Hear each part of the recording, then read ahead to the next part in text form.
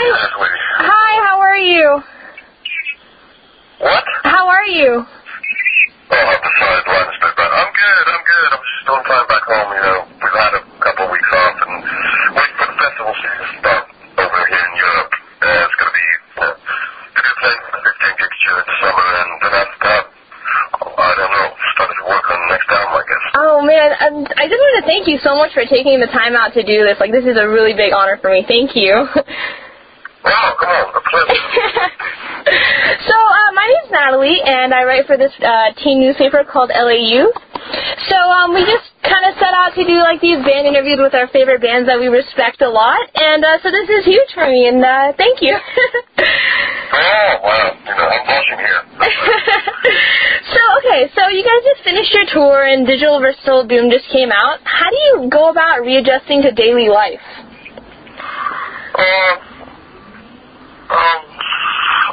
There's no readjusting, you know. You know, when I come back home, the only difference is that basically I gotta buy my own toilet paper. So that's about it. I wake up, check my email, and start playing my acoustic guitar, and maybe see a friend in the evening, and that's about it. It's very, very simple. Just kind of... relaxing and sleep and writing new stuff, so it's not that different compared to being on tour. The difference is that you gotta actually, you know, do your laundry and buy the toilet paper and do the kind of like the average stuff. Right, the daily chores and all that stuff.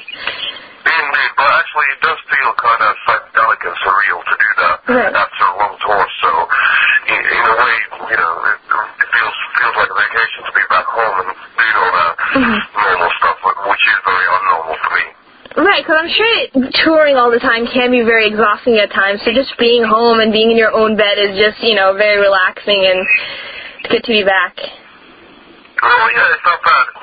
It's funny, you know, I've got a band, I've owned for about, what is it, like 2 or 3 years, and I've probably survived like 15 nights on it.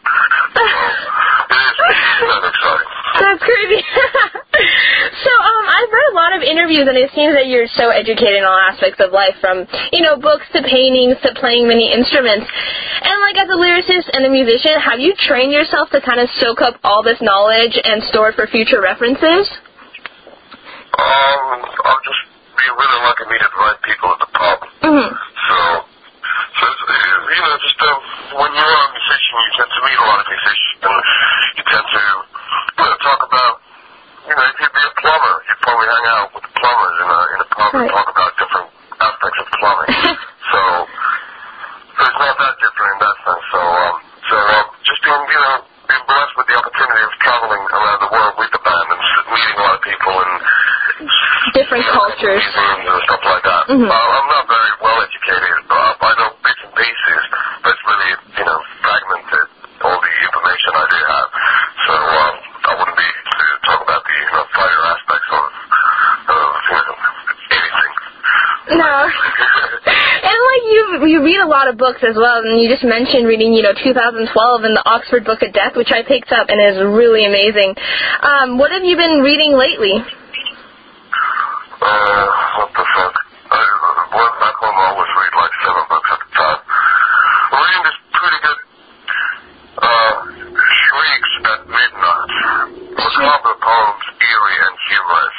It's an old book from the 60s. It's like humorous poems, but really quirky, doomy, gloomy, and weird ones. Then I'm reading one of my biographies on Aleister Crowley. I've read a couple of books about him, and he's just a fascinating character. So I'm reading one of him called Gunsmoke, the library section, which is my bedroom. So, yeah, the book's called Do What the World by Lawrence. I'm definitely going to pick that up. I'm reading Death, Dsire, and the Doll, The Life and Art of Hans Melba. That's very exciting. Then I'm reading Kiss Me Judas by Christopher Bear. Then reading The Green King by Paul Surita. So I'm reading a lot of stuff at the same time. And do you draw most of your inspirations from reading or from music or cultures? Well, I guess it's everything. It's just like keeping your eyes open. You know, you can get good ideas from, well, you know, basically all the ideas behind songs, they do come from real life, you know, people I've met or stories I've heard, but then reading poetry or reading literature, you know, just helps you out to be able to function better as a lyricist. It gives you different options and different, you know, ways of explaining yourself better, and try to put emotions down onto paper is very, very hard. Right. Especially for me, since I wasn't brought up in an English-speaking family, so it's still, it's complicated, but at the same time very rewarding. So that's the reason why I keep on doing it. Right.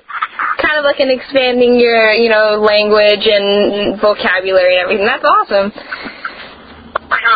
fun, and it's great to be able to do that, you know, as a, you know, it's my passion, and it's great that the passion over the years has been, you know, it's proved for me already that, you know, I get the bread on my table, and you know, I afford to buy my toilet paper with the money I get from the passion.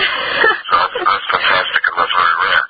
Yeah. So that's a great thing, and very few musicians are able to do that. So I'm very glad, and I feel humble, and you know. Right. No, it's. I'm so glad about it.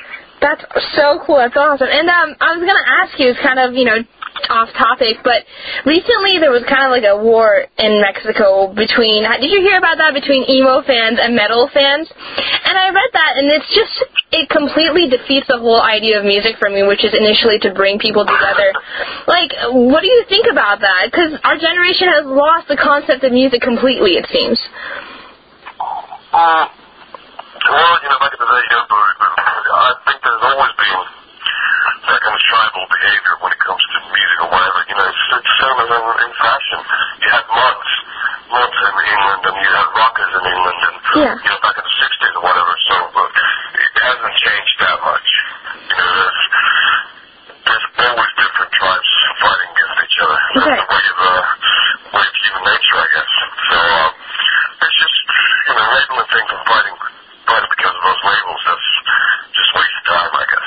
Exactly, and you guys are, you know, just so brilliant for coming up with your own genre, so you don't have to be categorized in anything else, and, you know, being kind of put in this position. And the whole emo thing for me sounds kind of weird in the way that, you know, it started off as being emo hardcore, which meant emotional hardcore, which meant that it was hardcore and lyrics, hardcore music with the lyrics talking about different things than politics, for example. But it wasn't political at all. It was more about, you know, emotional things, the things that happen within each and everybody's heart. So, what's wrong with being emotional?